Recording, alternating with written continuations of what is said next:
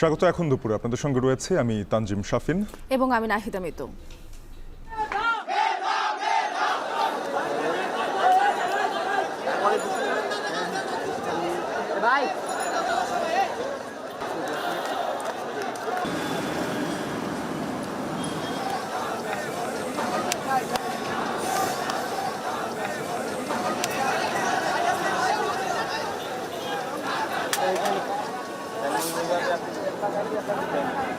To maintain a peaceful environment to allow non-violent protest or movement. Mitu, রাজধানী সহ দেশের বিভিন্ন সড়কে অবস্থান নিয়েছেন কোটা সংস্কারে আন্দোলনরতরা এবং দীর্ঘ সময় যান চলাচল বন্ধ থাকার কারণে কিন্তু ভোগান্তিতে পড়েছে সাধারণ মানুষ। এ নিয়ে এখন দুপুরে থাকছে বিস্তারিত।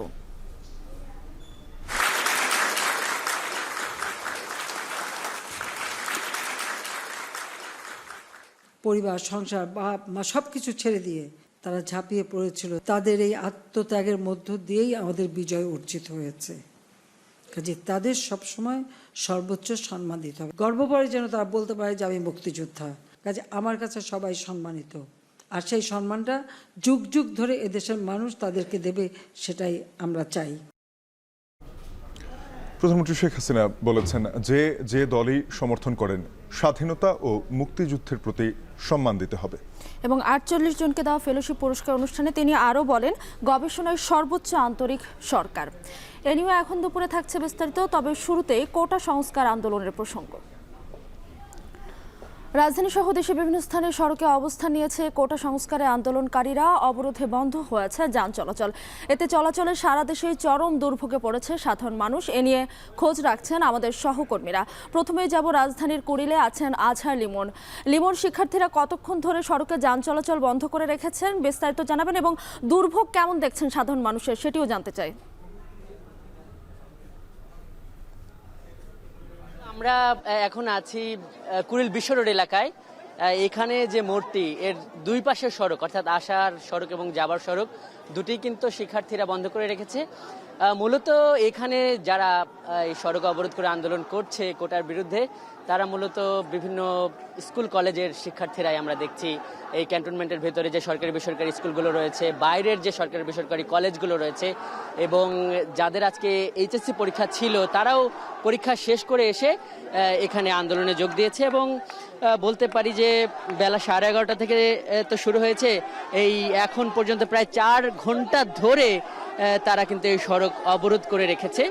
আমি তাদেরকে জানতে চেয়েছিলাম যে তাদের দাবি দেওয়া কি। তারা যেটি বলেছে যে এই ঢাকা বিশ্ববিদ্যালয়কে কেন্দ্র করে এবং বিভিন্ন বিশ্ববিদ্যালয়ে বিভিন্ন আপনি ক্যামেরা বন্ধ করেন প্লিজ ভাইয়া, প্লিজ। আমরা লাইভে আছি ভাইয়া, আমরা তোমাদের আন্দোলন দেখাচ্ছি। আমরা লাইভটা শেষ করি, তারপর কথা বলি। তো শিক্ষার্থীরা এখানে আসছে। তো তারা যেটি বলছে যে ঢাকা বিশ্ববিদ্যালয়ে শিক্ষার্থীরা যে আন্দোলন করছে, তাদের যে দাবি, তারা এই দাবির সঙ্গে সম্পূর্ণভাবে একমত এবং সেই দাবিতেই তারা মাঠে নেমেছে। বিশেষ করে গতকাল ঢাকা বিশ্ববিদ্যালয় এলাকায় যে একটি সংঘর্ষ হয়েছে, তো সেই তার প্রতিবাদে এবং সেই সংঘর্ষটি কেন হলো এর বিচারও তারা এখানে চাইছে। এবং আমরা দেখছি যে মোটামুটি শুধু এই এলাকা না, এর পাশে কিন্তু রয়েছে প্রগতি সরণি এলাকা। সেই প্রগতি সরণি এলাকায়ও কিন্তু বিভিন্ন বেসরকারি বিশ্ববিদ্যালয়ের শিক্ষার্থীরা কিন্তু এখানে আন্দোলন করছে। এবং আপনাদেরকে জানাতে পারি যে এই এই এই যে আন্দোলন, সেই আন্দোলনে কিন্তু এখানে আমরা দেখছি যে শিক্ষার্থীদের সাথে মেয়ে শিক্ষার্থীরাও যোগ দিয়েছে এবং আমরা যেটি দেখছি যে একদম স্কুল পড়ুয়ারা তো আছে, সেই সাথে যারা পরীক্ষার্থী তারাও কিন্তু পরীক্ষা শেষ করে এখানে আন্দোলনে কিন্তু যোগ দিয়েছে। যেটি আমরা কথা বলেছি যে মানুষের ভোগান্তির ব্যাপারে, যাদের ভোগান্তি হচ্ছে তারাও বলছে যে তাদের মিশ্র প্রতিক্রিয়া আছে, তাদের কষ্ট হচ্ছে যাতায়াতে, কিন্তু তারা বলছে যে এই আন্দোলন তারাও বলছে যে সমর্থন করেন। তবে এখানে আমরা এখন পর্যন্ত দেখছি যে পুলিশ এবং শিক্ষার্থীদের মধ্যে এক ধরনের সমঝোতা বা তারা মানে ওই ধরনের কোনো বাধা দেওয়ার কোনো অভিযোগ শিক্ষার্থীরা আমাকে করেননি। আইন শৃঙ্খলা রক্ষা বাহিনীর সদস্যদেরও আমরা এখান থেকে কিছুক্ষণ আগে চলে যেতে দেখেছি এবং সেই জায়গা থেকে আইন শৃঙ্খলা রক্ষা বাহিনীর সদস্যরাও কিন্তু আমাদেরকে তেমন কোনো তথ্য দেননি। আরেকটি কথা বলি, সেটা হলো যে এখান থেকে ঢাকার একটি তো ঢাকায় ঢোকার জন্য এটি একটি ভিআইপি সড়ক, তো এই সড়কটি কিন্তু আমরা দেখেছি যে বনানী পর্যন্ত কিন্তু একদম এভাবেই শিক্ষার্থীরা অবরুদ্ধ করে রেখেছে এবং বন্ধ করে রেখেছে। বনানীতেও এই কাকুলি মোড় ঘিরে আমরা দেখেছি যে সেখানেও শিক্ষার্থীরা কিন্তু বড় ধরনের একটি আসা এবং যাওয়ার দুটি পথে কিন্তু বন্ধ করে রেখেছে। আরেকটি কথা বলি যে এই ক্ষেত্রে অধিকাংশ মানুষ এলিভেটেড এক্সপ্রেসওয়ে ব্যবহার করছে। এলিভেটেড এক্সপ্রেসওয়ে টোল দেবার মুখে কিন্তু সেখান থেকে নানান ধরনের ঘোষণা দিয়ে জানানো হচ্ছে যে কুড়িল বিশ্ব রোডে যে নামার র্যাম্প কিংবা বনানী যে নামার র্যাম্প, মহাখালীর যে নামার র্যাম্প সেগুলো বন্ধ আছে, সেভাবে বলা হয়েছে। এখানে শিক্ষার্থীরা যেহেতু কম বয়সী, তাদের আবেগ অনুভূতির একটা ব্যাপার আছে, কিন্তু এই শিক্ষার্থীদের মধ্যেই একটা শ্রেণী কিন্তু তারা এই সমস্ত আবেগকে নিয়ন্ত্রণ করে একটা সুশৃঙ্খল আন্দোলন যেভাবে করা যায় সে বিষয়টি কিন্তু তাদের মধ্যে থেকে আমরা দেখছি। সব মিলিয়ে আমরা অন্যান্য দিনের চেয়ে আজকে যেটি দেখছি যে আগে বিশ্ববিদ্যালয়ের শিক্ষার্থীরা এই আন্দোলনে আমরা বিভিন্ন বিশ্ববিদ্যালয় ক্যাম্পাস ঘিরে করতে দেখেছি, কিন্তু এইখানে আমরা দেখছি যে স্কুল এবং কলেজ পর্যায়ের শিক্ষার্থীরাও আছে এবং তাদেরকে আমি জানতে চেয়েছিলাম যে তারা এখনো ছোট এবং চাকরির জন্য উপযুক্ত হয়নি, তারপরও কেন তারা আন্দোলনে আসলো। তারা বলছে যে আজকে তারা শিক্ষার্থী আছে, কিন্তু ভবিষ্যতে যেহেতু তারা চাকরিতে ঢুকবে বা অন্তর্ভুক্ত হবে, যেই কারণে তাদের বড় ভাইদের, তাদের ভাষায় তাদের বড় ভাইদের যে দাবি, সেই দাবির সঙ্গে কিন্তু তারা একমত। তো মিতু, আমরা এখানে আছি, আস্তে আস্তে আরো বিভিন্ন আশপাশের যে শিক্ষা প্রতিষ্ঠান আছে সেখান থেকেও এখানে শিক্ষার্থীরা আসছে আমরা দেখছি এবং এই সড়ক অবরোধ করে তাদের যে আন্দোলন সেটি কিন্তু মিতু আমরা এখানে দেখছি যে চলছে। লিমন, আপনি সাবধানে থাকবেন। আমরা শুনছিলাম যে কুড়িলে প্রায় 4 ঘন্টা ধরে শিক্ষার্থীরা রাস্তা অবরোধ করে রেখেছে। এ বিষয়ে আমরা আরও জানবো। জানাতে মতিঝিলের শাপলা চত্বর থেকে যুক্ত হচ্ছেন আমাদের সহকর্মী আসিফ ইকবাল। আসিফ, শিক্ষার্থীদের কর্মসূচিতে মতিঝিলের বাণিজ্যিক কার্যক্রমে কি প্রভাব পড়েছে কিনা এবং কি অবস্থা দেখছেন, বিস্তারিত জানাবেন। মুক্তি ঠিক 12:30 থেকেই কিন্তু এখানে নটরডেম কলেজ এবং মতিঝিল আইডিয়াল কলেজ সহ মতিঝিলের যে আশপাশের যে স্কুল এবং কলেজগুলো আছে এখানকার শিক্ষার্থীরা কিন্তু শাপলা চত্বর ঘেরাও কর্মসূচি শুরু করেছে। এখানে বলে রাখি যে যারা আছেন, আমরা যদি একটু দেখাই আপনাদের, বেশিরভাগই কলেজ পড়ুয়া শিক্ষার্থী এবং আশেপাশের যত স্কুল, কলেজ এবং প্রতিষ্ঠান আছে সেখানকার শিক্ষার্থীরা কিন্তু একে একে আমরা দেখছি যে আস্তে আস্তে এখানে এসে জড়ো হচ্ছেন এবং এই আন্দোলনে যুক্ত হচ্ছেন। আপনি যেটি বলছিলেন মুক্তি, যে এটি একটি বাণিজ্যিক এলাকা, রাজধানীর বাণিজ্যিক এলাকা মতিঝিল। এখানে এটা ব্যাংকপাড়া নামেও পরিচিত। এখানে অনেকগুলো ব্যাংক, অনেকগুলো বীমা প্রতিষ্ঠান, আর্থিক প্রতিষ্ঠানের কিন্তু অফিস আছে। আমরা এখানে দেখেছি যে এই আন্দোলনকে ঘিরে কিন্তু পুরো এলাকাটাই একটা থমথমে পরিস্থিতি বিরাজ করছে। এই আন্দোলন শুরু হওয়ার পর থেকে আপনাকে যদি একটু দেখাই, চারদিক থেকে কিন্তু রাস্তা বন্ধ আছে, সড়ক বন্ধ আছে। প্রায় বলতে গেলে প্রায় ঘন্টা দেড়েক ধরে কিন্তু সব ধরনের যানবাহন চলাচল বন্ধ এখানে। সেক্ষেত্রে একটা বিরাট যানজটের কিন্তু একটা পরিস্থিতি দেখা যাচ্ছে। তাছাড়া এখানকার যে আশেপাশে কিছু ফুটপাতের দোকান আছে আমরা সেগুলোও দেখেছি যে কিছু কিছু দোকান খোলা থাকলেও বেশিরভাগ দোকান কিন্তু ইতিমধ্যে বন্ধ করে দেওয়া হয়েছে। আর যারা গাড়িতে ছিলেন এতক্ষণ ধরে, অনেকক্ষণ ধরেই তারা অপেক্ষা করছিলেন যে গাড়ি ছাড়বে বা কিছু, কিন্তু যেহেতু গাড়ি আর চলাচল করছে না সেক্ষেত্রে দেখছি যে আমরা গণপরিবহন থেকে বা ব্যক্তিগত পরিবহন থেকে অনেকেই কিন্তু নেমে হেঁটে রাস্তা পারাপার করার চেষ্টা করছেন বা গন্তব্যে যাওয়ার চেষ্টা করছেন। আর এখানে আমরা দেখছি যে ছাত্ররা বিভিন্ন ধরনের স্লোগান দিচ্ছে। তারা স্লোগানে এই কোটা আন্দোলনের সাথে তাদের সম্পৃক্ততা বা সমর্থন প্রকাশ করার চেষ্টা করছেন। আমরা এখানে দেখছি যে ছাত্রদের হাতে বিভিন্ন প্ল্যাকার্ড আছে, প্ল্যাকার্ডে তারা বিভিন্ন স্লোগান লেখা আছে এবং তারা নিজেরাও বেশ কিছু স্লোগান দিচ্ছে এবং স্লোগানে আসলে বলতে গেলে পুরা এলাকাটাই আসলে মানে ভরে উঠেছে। আর যেটাই বলছিলাম যে এটি একটি ব্যাংকপাড়া বা বাণিজ্যিক এলাকা, এখানে কিন্তু দেখা যাচ্ছে যে বিভিন্ন ভবনের আশপাশ থেকে কিন্তু লোকজন দেখার চেষ্টা করছেন যে কি হচ্ছে। আমরা দেখেছি অনেকে ছাদে উঠে দেখার চেষ্টা করছেন, অনেকে ভবনের বারান্দা থেকে দেখার চেষ্টা করছে যে কি হচ্ছে। আসলে পুরো এলাকাটাই আসলে ছাত্রছাত্রীদের এখন বলতে গেলে তাদের নিয়ন্ত্রণে, তারাই আসলে এখানে বিভিন্ন স্লোগানের মাধ্যমে আসলে পুরো এলাকাটাই মুখরিত করে রেখেছেন। মুক্তি। শাফিন, আমরা দেখছিলাম যে কোটা সংস্কার আন্দোলন নিয়ে আমাদের সহকর্মীরা আমাদেরকে জানাচ্ছিলেন যে কি অবস্থা। আমাদের সঙ্গে সিফাত শাহরিয়ার যুক্ত হয়ে আছেন সায়েন্স ল্যাব এলাকা থেকে। সিফাত, জানাবেন সায়েন্স ল্যাব এলাকায় বর্তমান পরিস্থিতি কি? যারা ঘর থেকে বিভিন্ন প্রয়োজনে বেরিয়েছেন, চলাচলের এই অসুবিধার জন্য তারা কি বলছেন?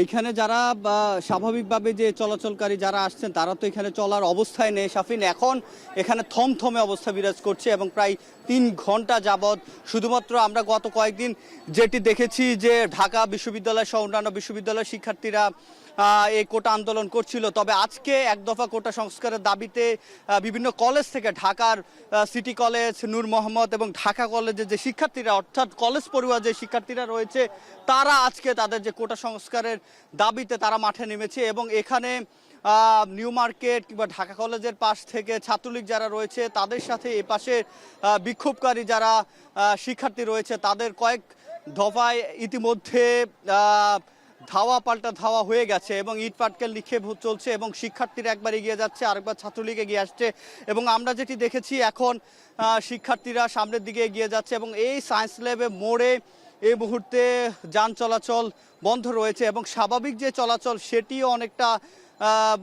ধীর সুস্থিতে চলছে এবং যে গাড়িগুলো দেখতে পাচ্ছেন সেগুলো আসলে ব্যাক করে অর্থাৎ পেছনের দিকে চলে আসছে এবং যে প্রধান সড়ক অর্থাৎ মিরপুর রোডের যে প্রধান সড়ক রয়েছে সেটির পুরোপুরি যান চলাচল বলা যায় যে বন্ধ রয়েছে এবং যে শিক্ষার্থীরা রয়েছে শিক্ষার্থীরা তাদের যে যৌক্তিক দাবি কোটা সংস্কারের সেটি কিন্তু তারা চালিয়ে যাচ্ছে এবং এই শিক্ষার্থীদের দাবি প্রেক্ষিতে আজকে এখানে প্রায় 3 থেকে 4টি কলেজের যে শিক্ষার্থীরা রয়েছেন যারা একাদশ দ্বাদশ শ্রেণীর শিক্ষার্থী এবং সেই সাথে আমরা স্কুল পড়ুয়া শিক্ষার্থীদেরকেও দেখেছি কোটা সংস্কারের দাবিতে এবং দেখতে পাচ্ছেন এই পুরো জায়গাটি কোনো যান চলাচল করছে না এবং শিক্ষার্থীরা অবস্থান নিয়েছে এবং আরও কিছু সামনে শিক্ষার্থী এবং ছাত্রলীগের মুখোমুখি অবস্থানে রয়েছে এবং আমরা ইট পাটকেল নিক্ষেপ করতেও দেখেছি এবং শিক্ষার্থীরা যেটি বলছেন তাদের যে যৌক্তিক দাবি বিশ্ববিদ্যালয়ের শিক্ষার্থীদের এবং যারা চাকরি প্রত্যাশী রয়েছে তাদের সেই দাবির সাথে তারা একত্রতা প্রকাশ করে তারা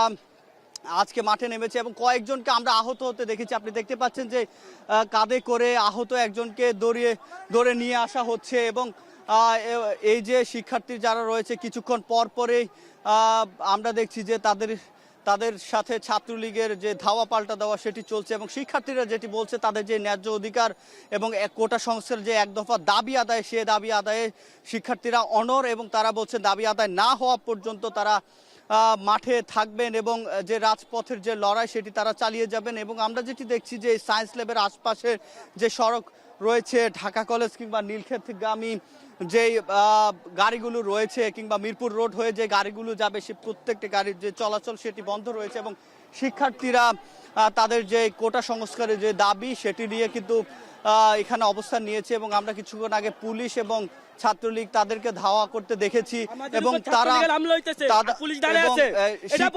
শিক্ষার্থী সাবধানে কাজ করবেন, সাবধানে অবস্থান নিয়ে সংবাদ সংগ্রহ করবেন। আমরা একটু যেতে চাই ঢাকা বিশ্ববিদ্যালয় এলাকায়, জাহিদ হাসান রয়েছেন সেখান থেকে। জাহিদ, জানাবেন, আমরা দেখছিলাম যে স্কুল কলেজের শিক্ষার্থীরা আজকে মাঠে নেমেছে, ছাত্রলীগ আজকের দিনে কোনো ধরনের অবস্থানে আছে সেই সম্পর্কে কোনো ব্যাখ্যা দিয়েছে কিনা জানাবেন। শাপিন, কোটা সংস্কার আন্দোলনে যারা লাগাতার গত 2-3 সপ্তাহ ধরে আন্দোলন করছিলেন তাদের সঙ্গে গতকাল ছাত্রলীগের ঢাকা বিশ্ববিদ্যালয়ের বিভিন্ন এলাকায় দফায় দফায় সংঘর্ষ হয়েছে এবং রাত পর্যন্ত মারামারি হয়েছে। তারই প্রেক্ষিতে আজকে তারা বিক্ষোভ কর্মসূচি ডেকেছে। কোটা সংস্কার আন্দোলনকারীদের যে বৈষম্য বিরোধী ছাত্র ব্যানার, সেখানে তারা বিক্ষোভ মিছিল ডেকেছে 3টায়। আর ছাত্রলীগের একটি সমাবেশ ছিল রাজু ভাস্কর্যে বেলা 1:30টার দিকে, সেটি তারা পিছিয়েছে। এখানে তারা হয়তো পরে এই সমাবেশটি করবে। তবে ঢাকা বিশ্ববিদ্যালয়ের যে চিত্র, সেটি হচ্ছে যে খুব থমথমে পরিবেশ বিরাজ করছে। ঢাকা বিশ্ববিদ্যালয়ের সড়কগুলো এখানে যে চিত্র, এটি স্বাভাবিক চিত্র নয়। ঢাকা বিশ্ববিদ্যালয়ের কোনো সড়কে ব্যক্তিগত গাড়ি থেকে শুরু করে কোনো ধরনের যানবাহন চলাচল করছে না। এখানে গণমাধ্যমের কিছু গাড়ি ছাড়া কিন্তু আর কোনো গাড়িও দেখা যাচ্ছে না। এবং ঢাকা বিশ্ববিদ্যালয়ের অন্যান্য যেই চত্বরগুলো, মিলন চত্বর, হাকিম চত্বর, সেন্ট্রাল লাইব্রেরি, কেন্দ্রীয় যে গ্রন্থাগার, এই জায়গাগুলোতে সবসময় ছাত্রছাত্রীদের বিশ্ববিদ্যালয় বন্ধ থাকলেও একটি পদচারণা থাকে, একটি মুখরিত অবস্থা থাকে, সেই পরিবেশও কিন্তু নেই। এবং ঢাকা বিশ্ববিদ্যালয়ের শিক্ষার্থীরা সবসময় যেই জায়গাগুলোতে স্বাভাবিকভাবে আড্ডা দিয়ে থাকেন, সেই জায়গাগুলো ফাঁকা। সব কিছু মিলে গতকালকের এই দিনব্যাপী সংঘর্ষের পরে ঢাকা বিশ্ববিদ্যালয়ের শিক্ষার্থীদের মধ্যে যেরকম একটি আতঙ্ক রয়েছে, যারা আন্দোলনকারী তারাও এক ধরনের শঙ্কার মধ্যে ভুগছেন, যারা ছাত্রলীগ করছেন তারাও অবস্থান নিচ্ছেন। এখানে তাদের যে সমাবেশটি হওয়ার কথা ছিল ছাত্রলীগের দুপুরে, সেটি তারা এখন পর্যন্ত এখানে শুরু করেননি। তবে এই সমাবেশের স্থল টিএসসি বা তার আশপাশে ছড়িয়ে ছিটিয়ে ছাত্রলীগের নেতাকর্মীরা অবস্থান নিয়েছেন এবং বিভিন্ন হল থেকে ছোট ছোট খণ্ড খণ্ড মিছিল তারা মধুর ক্যান্টিনের দিকে যাচ্ছে, কোনোটা রাজু ভাস্কর্যের দিকে আসছে, টিএসসির দিকে তারা জড়ো হচ্ছেন। ঢাকা বিশ্ববিদ্যালয় ছাড়াও ঢাকার বিভিন্ন শিক্ষা প্রতিষ্ঠানের যেই ছাত্রলীগের কমিটিগুলো রয়েছে, ছাত্রলীগের যারা রয়েছেন তারাও কিন্তু ঢাকা বিশ্ববিদ্যালয়ের ভেতরে এসে অবস্থান করছেন। তারা ঢাকা বিশ্ববিদ্যালয়ের বিভিন্ন গেটে, বিভিন্ন সড়কে অবস্থান করছেন। এবং এখন পর্যন্ত যারা কোটা সংস্কার আন্দোলনকারী যারা রয়েছেন, এই আন্দোলনে যারা নেতৃত্ব দিচ্ছেন, তারা আজকে এখন পর্যন্ত বের হননি এবং তারাও গণমাধ্যমের কাছে আনুষ্ঠানিক কোনো বার্তা দেননি। তাদের যেহেতু একটি পূর্ব ঘোষিত কর্মসূচি রয়েছে বিকেল 3টায়, এ কারণে হয়তো তারা ওই কর্মসূচির জন্য প্রস্তুতি নিচ্ছেন। আর ছাত্রলীগ তারা সকাল থেকেই বিশ্ববিদ্যালয়ে অবস্থান করছেন, তবে সেটি খুব বড়সড় আকারে নয়। তারা বিচ্ছিন্নভাবে বিভিন্ন জায়গায় তারা আন্দোলন যেই প্রস্তুতি তাদের, যেটি তারা বলছেন যে তারা কোটা সংস্কার আন্দোলনকারীদের মধ্যে তাদের যেটি মনে হচ্ছে এটি আর সাধারণ শিক্ষার্থীদের আন্দোলন, এটি হচ্ছে ছাত্রলীগের দাবি। সেই দাবির প্রেক্ষিতে মূলত তারা যে কোনো বিশৃঙ্খল পরিবেশ বা উদ্ভূত পরিবেশ তারা মোকাবেলা করার জন্য তারা প্রস্তুত রয়েছে। এটি আওয়ামী লীগের সাধারণ সম্পাদকও বলেছেন, ছাত্রলীগের নেতৃবৃন্দও বলছেন যে তারা সব ধরনের ঘটনায় মোকাবেলা করার জন্য তারা তাদের প্রস্তুতি নিচ্ছেন। এদিকে যারা কোটা সংস্কার আন্দোলন করছেন তারা বলছেন যে তাদের শিক্ষার্থীদের, তাদের কোনো লোকের গায়ে যদি আঘাত করা হয় তারাও সেটি সমুচিত জবাব দেবে।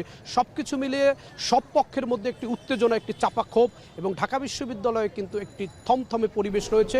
এই হচ্ছে এখনকার বর্তমান অবস্থা। শাফিন। জাহিদ, নিরাপদ অবস্থানে থেকে তথ্য সংগ্রহ করবেন, আমরা আবারও আপনার কাছে আসবো। শাফিন, এদিকে কিন্তু কোটা সংস্কারের দাবিতে ঢাকা চট্টগ্রাম মহাসড়ক এবং রেলপথ অবরোধ করেছে শিক্ষার্থীরা। সেই অবস্থা জানাতে আমাদের সঙ্গে যুক্ত হয়েছেন আমাদের সহকর্মী কাজী মাহফুজ। শিক্ষার্থীরা কতক্ষণ ধরে সড়ক এবং রেলপথ অবরোধ করে রেখেছেন এবং সার্বিক ভোগান্তির চিত্র কেমন দেখছেন? মিতু, সকাল 10টা থেকেই মূলত ঢাকা চট্টগ্রাম মহাসড়কের সীতাকুণ্ডের কুমিরা অংশেই শিক্ষার্থীরা কোটা সংস্কারের দাবিতে যারা আন্দোলন করছে তারা সড়ক এবং রেলপথ অবরোধ করেই তাদের আন্দোলন শুরু করে। এবং সেই আন্দোলনের মধ্য দিয়ে আমরা দেখেছি ঢাকা চট্টগ্রাম মহাসড়কের পুরোটাই অনেকটা বন্ধ হয়ে যায় যান চলাচল। সেক্ষেত্রে প্রায় 3 ঘন্টা পর্যন্ত এই অবরোধ ছিল এবং সেই 3 ঘন্টাতে আমরা দেখেছি মাইলের পর মাইল কিন্তু যানজট সৃষ্টি হয় এবং ভোগান্তিতে পড়ে ঢাকা চট্টগ্রামগামী যারা যাত্রী আছেন তারা। একই সাথে চট্টগ্রাম বন্দরের যে কন্টেনারগুলো বহনকারী যা লরিগুলো আছে সেগুলো কিন্তু থেমে থাকতে দেখেছি আমরা। এর মধ্য দিয়ে এক ধরনের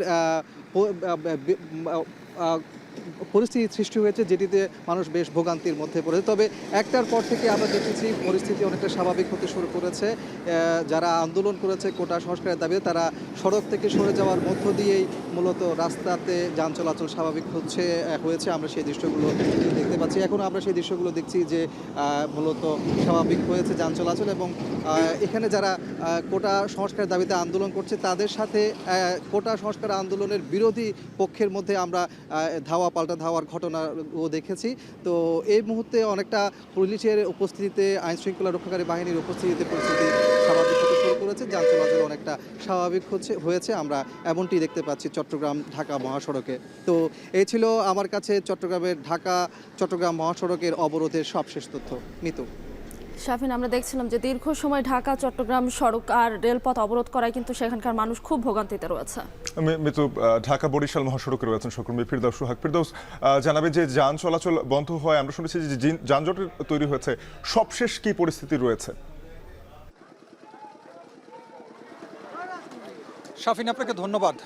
আমি রয়েছি ঢাকা বরিশাল মহাসড়কের নথুল্লাবাদ বাস টার্মিনাল এলাকায়। এখানে প্রায় 3 ঘন্টা যাবৎ মহাসড়ক অবরোধ করেছে কোটার সাথে, কোটা বিরোধী আন্দোলনের সাথে যারা সংশ্লিষ্ট তাদের সঙ্গে আমরা কথা বলেছিলাম। তারা আমাদেরকে যে তথ্যটি বলেছেন যে সকাল 10টার দিকে বরিশাল বিএম কলেজ থেকে একদল শিক্ষার্থী যারা এই আন্দোলনের সাথে জড়িত তারা কিন্তু এই মহাসড়ক অবরোধের জন্য আসার চেষ্টা করছিল। ঠিক সেই সময় কিন্তু তাদের উপর তাদের দাবি, যারা আন্দোলনের সাথে সংশ্লিষ্ট তাদের দাবি যে এক ধরনের হামলা করা হয়েছে এবং সেই হামলায় কিন্তু বেশ কয়েকজন আহত হয়েছে, এমনটা আমাদেরকে জানানো হয়েছে। যেমন শেরেবাংলা মেডিকেল কলেজ হাসপাতাল থেকে আমরা যেটা শুনেছি যে এই আহতদের সংখ্যা যারা ওখান থেকে চিকিৎসা নিয়েছে এরকম 7 জন। আর একটা জিনিস বলি, সেটি হচ্ছে যে এখন যারা আন্দোলনের সাথে জড়িত, এই আন্দোলনের কারণে কিন্তু একটা জিনিস আমরা দেখতে পাচ্ছি, সেটি হচ্ছে যে বরিশালের যারা এখান থেকে যাতায়াত করতো তারা কিন্তু ভীষণ বিপাকে পড়েছে এবং বরিশালের যে বাসগুলো রয়েছে সেই বাসগুলো কিন্তু চলাচল বন্ধ হয়ে রয়েছে, দীর্ঘ জনজট। এবং যারা এখানকার যাত্রী রয়েছেন তারা আমাদেরকে জানিয়েছেন যে নানান কাজ রয়েছে, অসুস্থ রোগী রয়েছে, গাড়ির ভেতরে রয়েছে, যাদের পূর্ব নির্ধারিত কাজ ছিল তারাও কিন্তু যাওয়ার চেষ্টা করছে, কিন্তু এই গত 3 ঘন্টা যাবৎ কিন্তু গাড়ির মধ্যে আটকে রয়েছে এবং এতে বিপাকে পড়েছেন বহু মানুষ, বহু যাত্রী এবং তারা এ থেকে পরিত্রাণ চান। এতটুকুই ছিল বরিশালের এই নথুল্লাবাদ বাস টার্মিনাল থেকে সর্বশেষ খবর। সহকর্মী ফিরদৌস সোহাগ যুক্ত হয়েছিলেন ঢাকা বরিশাল মহাসড়ক থেকে। সারা দেশ থেকে কোটা আন্দোলনের সড়কে অবস্থান জানাচ্ছিলেন আমাদের সহকর্মীরা। এদিকে কোটা আন্দোলনে 2 জন নিহত হওয়ার যে তথ্য যুক্তরাষ্ট্র দিয়েছে তা অসত্য, গুজবের উপর ভিত্তি করে এমন তথ্য দেয় ক্ষুব্ধ বাংলাদেশ। দুপুরে পররাষ্ট্র মন্ত্রণালয়ের মুখপাত্র বলেন, যুক্তরাষ্ট্রের তথ্য দেশের শান্তিপূর্ণ পরিবেশকে অশান্ত করতে ইন্ধন যোগাবে। 15th July 2024, Washington time, where he made unsubstantiated claims of at least 2 deaths from the ongoing student protest in Bangladesh. Use of unverified information to make such baseless claims can fuel violence and undermine Bangladesh government's efforts to maintain a peaceful environment to allow non-violent protest or movement. Freedom of expression and peaceful assembly are cornerstones of our democracy, and the government remains steadfast to uphold those rights of the citizens while also safeguarding the public property and order. ভবিষ্যতে fellowship যাতে বন্ধ না হয় সেজন্য trust fund গঠন করা হবে বলে জানিয়েছেন প্রধানমন্ত্রী শেখ হাসিনা। মঙ্গলবার সকালে প্রধানমন্ত্রীর কার্যালয়ে প্রধানমন্ত্রী ফেলোশিপ অ্যাওয়ার্ড 2024 প্রদান অনুষ্ঠানে প্রধান অতিথির বক্তব্যে তিনি এমনটা বলেন। তিনি আরও বলেন, দেশের প্রতিটা নাগরিককে স্বাধীনতা এবং মুক্তিযোদ্ধাদের প্রতি সর্বোচ্চ সম্মান দিতে হবে। বিস্তারিত জানাচ্ছেন দেবরাজ দেব। টাকা নিয়ে এসএসসি পরীক্ষায় আমি উত্তীর্ণ হই।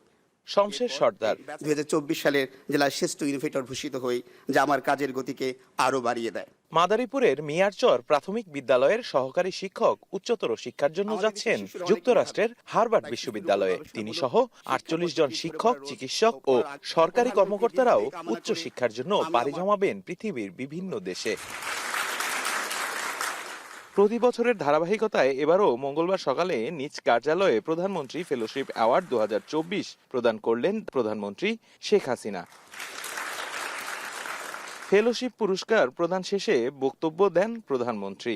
বলেন, আওয়ামী লীগ সরকার গবেষণায় সবসময়ই আন্তরিক এবং কৃষি গবেষণাকে আমরা সবথেকে গুরুত্ব দিয়েছিলাম এই জন্য যে আমার খাদ্যের স্বয়ংসম্পূর্ণতা অর্জন করতে হবে। 40 লক্ষ মেট্রিক টন খাদ্য ঘাটতি তখন।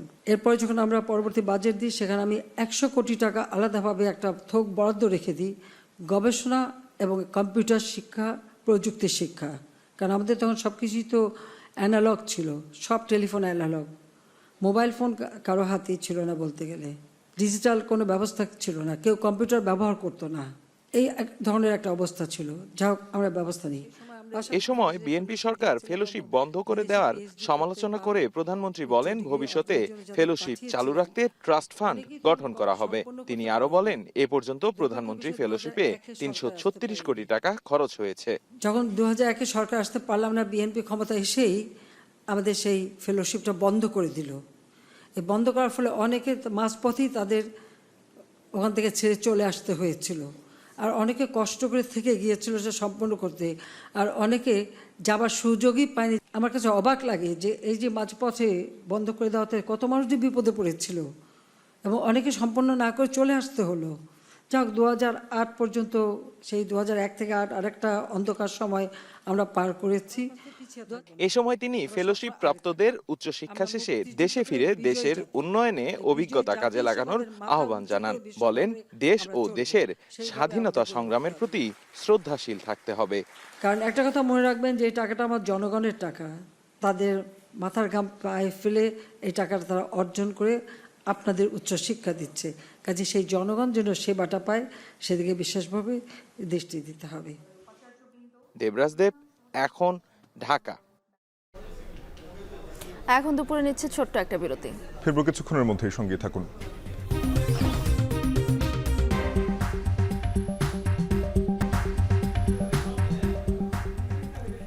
ফিরে এলাম বিরতির পর। দেখছেন এখন দুপুর।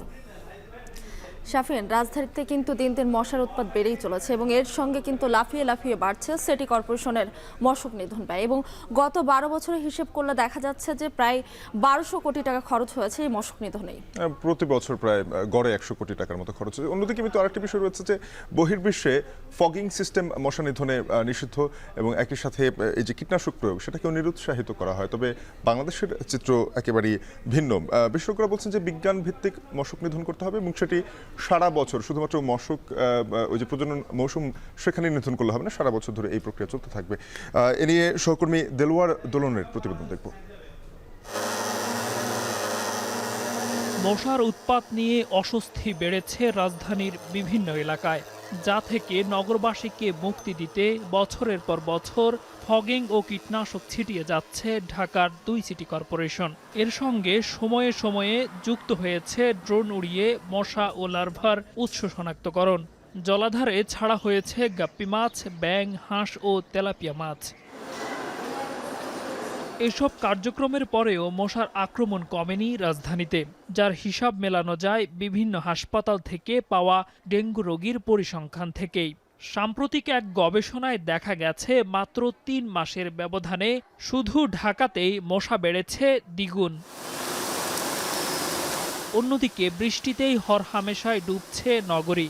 এতে যেখানে সেখানে জমে থাকা পানি মশার দ্রুত বিস্তারে সহায়ক হচ্ছে বলছেন বিশেষজ্ঞরা। তাই প্রশ্ন তৈরি হয়েছে, কতটা বিজ্ঞানসম্মত উদ্যোগ নিয়েছে সিটি কর্পোরেশন।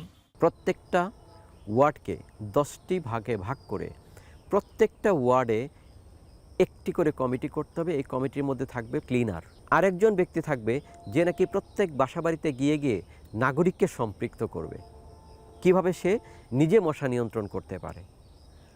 আর আরেকজন ব্যক্তি থাকবে যেখানে পরিবেশগত ব্যবস্থাপনা সম্ভব না, নাগরিককেও সম্পৃক্ত করা যাচ্ছে না, যেখানে কীটনাশক প্রয়োগ করতে হবে।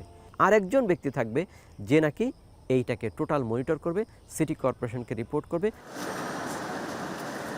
ঢাকার 2 সিটির চলতি অর্থ বছরে মশা মারার বাজেট 152 কোটি 85 লাখ টাকা। এর মধ্যে উত্তরের 121 কোটি 84 লাখ আর দক্ষিণের 31 কোটি 1 লাখ টাকা।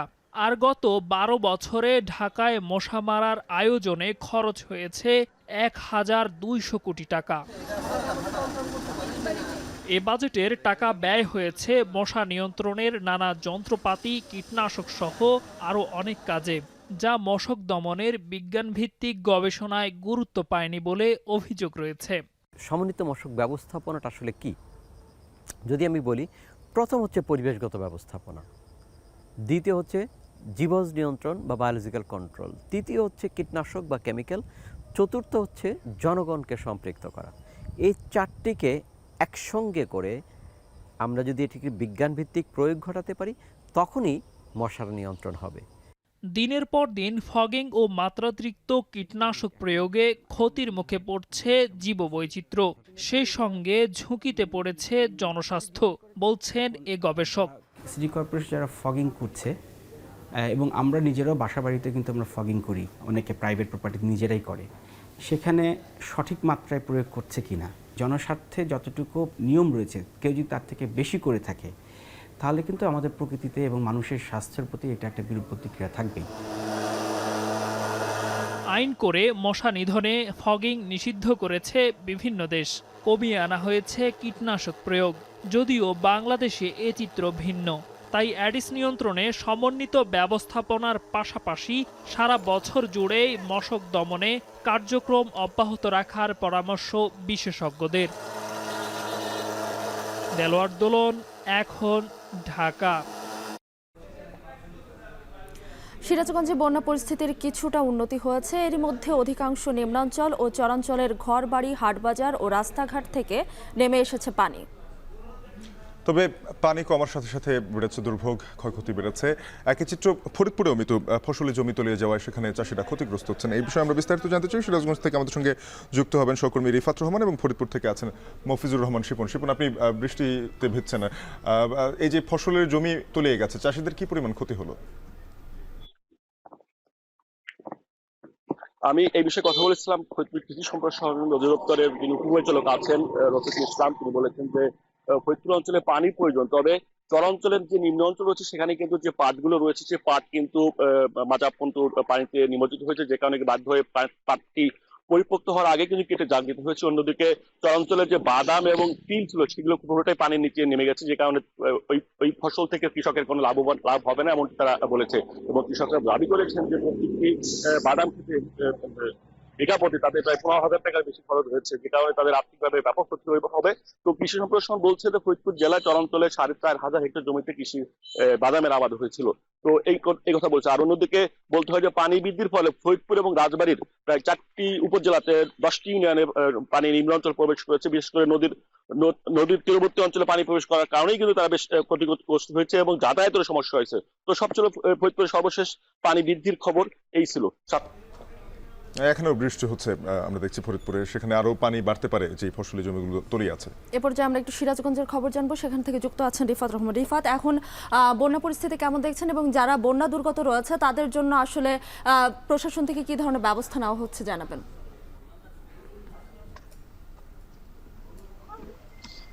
সিরাজগঞ্জে কিন্তু যমুনা নদীর পানি একেবারেই কমে এসেছে। এখন বর্তমানে যদি বলি বিপদসীমার 2 সেন্টিমিটার উপর দিয়ে প্রবাহিত হচ্ছে। বুঝতে পারছেন যে যমুনার যে পানি ছিল সেটি অনেকটাই কমে এসেছে, যে কারণে জেলার যে সার্বিক বন্যা পরিস্থিতি সেটি কিন্তু অনেকটাই উন্নতির দিকে যাচ্ছে। তবে সিরাজগঞ্জের যেগুলো চরাঞ্চল এবং নিম্নাঞ্চল রয়েছে সেগুলো এলাকার অধিকাংশ বাড়িঘর, হাটবাজার থেকে পানি নামলেও কিছু এলাকায় কিন্তু এখনো পানি রয়েছে। তবে পানি যতই কমে আসছে ততই কিন্তু মানুষের দুর্ভোগের সাথে পাল্লা দিয়ে যে ক্ষয়ক্ষতি সেটি কিন্তু দৃশ্যমান হচ্ছে। বিশেষ করে যাদের ঘরবাড়ি থেকে পানি নেমে এসেছে, পাশাপাশি ফসলি ক্ষেত ডুবেছিল, তাদের ক্ষয়ক্ষতির পরিমাণ কিন্তু অনেকটাই বেশি হয়েছে। আমি আপনাকে জানিয়ে রাখি যে এই যে 10 থেকে 12 দিনের যে দীর্ঘস্থায়ী বন্যা, এই বন্যায় কিন্তু এই যে এলাকাগুলো বন্যা কবলিত হয়েছিল সেই এলাকাগুলোর কিন্তু অর্থনীতিতে একটা বড় ধরনের প্রভাব পড়েছে। বিশেষ করে যারা কৃষি কাজের সাথে জড়িত ছিলেন, পাশাপাশি শ্রমজীবী মানুষ, কর্মজীবী মানুষ, তারা কিন্তু এই 12-13 দিন হলো তারা যে বন্যার কবলে পড়ে কিন্তু তারা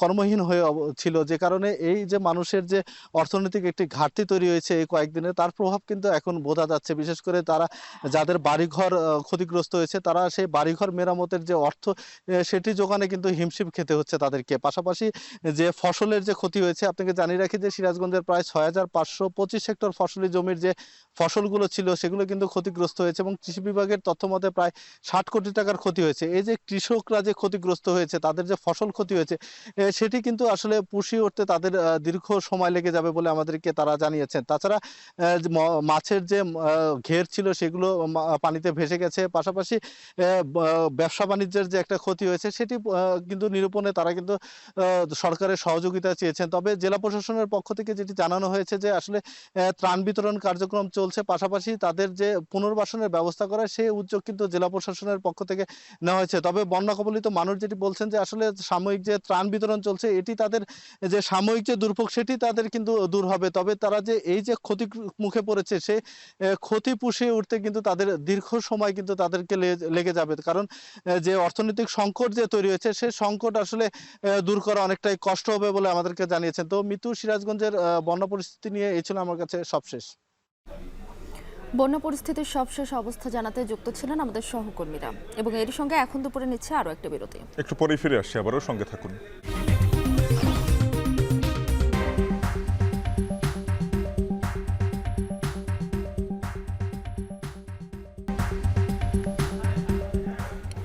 ফিরে এলাম বিরতির পর। দেখছেন এখন দুপুর। ব্যাপক সম্ভাবনা থাকা সত্ত্বেও প্রতিষ্ঠার ২৭ বছরেও কাঙ্ক্ষিত গতি পায়নি বাংলাবান্ধা স্থলবন্দর। উল্টো গেল ১ বছরে বন্দরটি দিয়ে কমেছে আমদানি রপ্তানি বাণিজ্য। ব্যবসায়ীরা বলছেন, সড়ক ও রেলপথের মাধ্যমে 4টি দেশকে যুক্ত করা গেলে দক্ষিণ এশিয়ার অন্যতম ব্যবসায়িক হাবে পরিণত হবে স্থলবন্দরটি। পঞ্চগড় থেকে লুৎফর রহমানের তথ্য, ছবিতে জানবো বাকিটা। দেশের সর্বোত্তরের স্থলবন্দর পঞ্চগড়ের বাংলাবান্ধা, যেখান থেকে 12 কিলোমিটার দূরে ভারতের শিলিগুড়ি, 39 কিলোমিটার দূরে নেপালের কাকরভিটা, আর ভুটানের ফুংসলিং 76 কিলোমিটার এবং চীন সীমান্তের দূরত্ব 200 কিলোমিটার। ভৌগোলিকভাবে এমন দারুণ এক সুবিধাজনক স্থানে 1997 সালে প্রতিষ্ঠিত হয় বাংলাবান্ধা স্থলবন্দর। কিন্তু প্রতিষ্ঠার 27 বছরেও কাঙ্ক্ষিত গতি পায়নি বন্দরটি। বর্তমান বন্দরটি বেসরকারি পোর্ট অপারেটরের মাধ্যমে পরিচালিত হয় স্থান সংকট সহ নানা সমস্যায় জর্জরিত। ব্যবসায়ীদের অভিযোগ, বন্দরের সব ট্যারিফ পরিশোধের পরও প্রয়োজনীয় সেবা মিলছে না। সরকারি ট্যারিফ অনুযায়ী যত চার্জ আছে সম্পূর্ণ চার্জ আমরা পরিশোধ করি, কিন্তু সেই অনুপাতে আমরা কোনো সেবা পাচ্ছি না। যারা বিউটি বেসিসে নিচ্ছে তারা ডেভেলপমেন্ট করে এই পোর্ট করবে, কিন্তু সরকার যে সরাসরি এইখানে ডেভেলপমেন্ট করে তা করতে পারতেছে না এই মুহূর্তে। এদের চুক্তি যতদিন শেষ হবে না ততদিন এই পোর্ট বাড়তেছে না। আমাদের বিএনপির আমলে এই পোর্ট কয়েকটা পোর্টকে আপনার বিউটিতে দিয়ে দিয়েছে, অর্থাৎ এটা বেসরকারি হয়ে দিয়েছে। এরাই তাদের স্বার্থটাই শুধু দেখতেছে, এখানে উন্নয়ন যেটা হওয়ার দরকার, একটা স্থলবন্দরের যে উন্নয়ন সেটা কিন্তু তারা দেখে না। গেল অর্থ বছরে বন্দরটিতে কমেছে আমদানি ও রপ্তানি বাণিজ্য, এমনকি পূরণ হয়নি রাজস্ব আয়ের লক্ষ্যমাত্রাও। 2022-23 অর্থ বছরের তুলনায় 23-24 অর্থ বছরে আমদানি বাণিজ্য কমেছে প্রায় 400 কোটি টাকার। এর সাথে কমেছে রপ্তানির পরিমাণ। আর গেল অর্থ বছরে 92 কোটি 63 লাখ টাকা রাজস্ব আয়ের লক্ষ্যমাত্রা ধরা হলেও আদায় হয়েছে 73 কোটি 69 লাখ টাকা। মাত্র 5 কিলোমিটারের মধ্যে ওখানে শিলিগুড়ি শহর, যার কারণেই আমাদের বাংলাবান্ধা পোর্টের আমাদের আদান প্রদান এবং ব্যবসা বাণিজ্য করার সুযোগ অনেকটা বেশি। জমি যদি 50 একর করা হয়, অবকাঠামো যদি উন্নয়ন করা হয়, বন্দরে অনেক সম্ভাবনা রয়েছে। এই বন্দরে সরকারের অনেক রাজস্ব আয়ের সম্ভাবনা রয়েছে। বাংলাবান্ধা স্থলবন্দর দিয়ে আমদানি পণ্যের মধ্যে সিংহভাগে পাথর, এছাড়া সীমিত পরিসরে চিটাগুড়, প্লাস্টিক দানা, মসুর ডাল ও মেশিনারি সহ বেশ কিছু পণ্য আমদানি করা হয়। আর রপ্তানি পণ্যের মধ্যে আছে ঝুট, গ্লাস, ব্যাটারি ও খাদ্য সামগ্রী। স্থান সংকুলান না হয় এসব পণ্যবাহী গাড়ি বন্দরের বাইরে সড়কের পাশে রাখতে হচ্ছে। তবে পরিধি বাড়ানোর জন্য জমি অধিগ্রহণ প্রক্রিয়া চলছে বলে জানান বন্দর কর্মকর্তা। আমাদের পক্ষ থেকে একটা প্রস্তাব ছিল এবং সরকার পক্ষ থেকেও এই ব্যাপারে 16.5 একর জমি আরও অতিরিক্ত অধিগ্রহণের জন্য এটা চেষ্টা চলছে এবং এটা প্রক্রিয়াধীন রয়েছে। 1997 সালের 1 সেপ্টেম্বর নেপালের সাথে বাণিজ্য চুক্তির মাধ্যমে যাত্রা শুরু করে বাংলাবান্ধা স্থলবন্দর। 2011 সালে ভারত ও 2017 সালে ভুটানের সাথেও শুরু হয় আমদানি রপ্তানি কার্যক্রম। 10 একর জায়গার উপর প্রতিষ্ঠিত এই বন্দরটি জেলার অর্থনীতিতে রাখছে গুরুত্বপূর্ণ ভূমিকা। এখানে প্রায় 15 থেকে 20,000 লোকের কর্মসংস্থান এখানে হয়েছে এবং অর্থনৈতিকভাবে আমাদের পঞ্চগড় জেলার যে প্রবৃদ্ধি বাড়ছে দিন দিন, এর পিছনে বাংলাবান্ধা স্থলবন্দরের ভূমিকা অত্যন্ত গুরুত্বপূর্ণ। এ বন্দরের মাধ্যমে আন্তর্দেশীয় বাণিজ্য বাড়াতে পঞ্চগড় থেকে বাংলাবান্ধা পর্যন্ত রেলপথ নির্মাণ নিয়েও তৈরি হয়েছে ধোঁয়াশা। 4 দেশকে রেলপথে যুক্ত করলে বাংলাবান্ধা হয়ে উঠবে দক্ষিণ এশিয়ার ব্যবসায়িক প্রাণকেন্দ্রে। এছাড়া সড়ক পথেও দক্ষিণ এশিয়ার দেশগুলোর সাথেও সংযোগ স্থাপন করতে পারে বাংলাবান্ধা। নেপাল এবং ভুটান এগুলি সব ল্যান্ডলক কান্ট্রি, এদের কোনো সমুদ্র নেই। তাদেরকে যদি আমরা মোংলা বন্দর বা পায়রা বন্দরের সঙ্গে কানেক্ট করতে চাই, তাহলে আমরা পঞ্চগড়ের সঙ্গে কানেকশন, রেল কানেকশন অবশ্যই করতে হবে। এটি চালু করতে পারলে এই 4টি দেশের ব্যবসা বাণিজ্যকে কেন্দ্রীভূত করে বাংলা বান্ধে একটা চমৎকার হাব তৈরি করতে হওয়া সম্ভব। 4 দেশীয় বাণিজ্যের দারুণ এক সম্ভাবনাময় স্থলবন্দর এই বাংলা বান্ধা। শুধু ভারত, নেপাল ও ভুটান নয়, একটু নজর দিলেই পুরো দক্ষিণ এশিয়ার ব্যবসায়িক হাব হয়ে উঠবে এই স্থলবন্দর। বাড়বে সরকারের রাজস্ব আয়, সমৃদ্ধ হবে স্থানীয় অর্থনীতি। লুৎফর রহমান, এখন পঞ্চগড়। এখন দুপুরে নিচ্ছে আরো একটা বিরতি, ফিরছে একটু পর, সঙ্গেই থাকুন।